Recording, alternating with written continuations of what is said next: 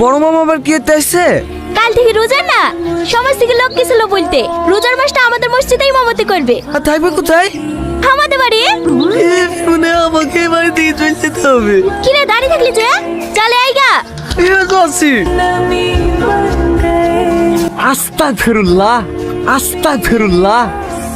এসব দিলে কি ছবি লাগিস ভাগ্নি? এসব ছবি ঘরে থাকলে ঘরে কোনোদিন ফেরেস্তা ঢোকে? ঘরে দোয়া দরদ লাগি থুবা, আস্তে যেতে চোখে পড়বে, মনটা পবিত্র থাকবে।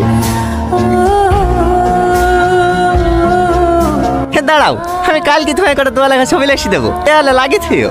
ঠিক আছে মামা, রাত তো অনেক হয়ে গেছে, আপনি কোন ঘরে শোবেন? পাঁচ ঘরে নাকি? না না, দুই মা ভাগ্নে একসাথেই ঘুমাবো। সেই খাওয়ার সময় তোমাকে ডেকে দিতে হবে না। আহ, আপনি এই ঘরে ঘুমাবেন? হ্যাঁ, এ তো দেখছি ছাড়বে না রে। আমার আবার শোয়া খারাপ তো মামা, ঘুমের ঘরে কখনো আবার লাথি টাথি লেগে যাবে।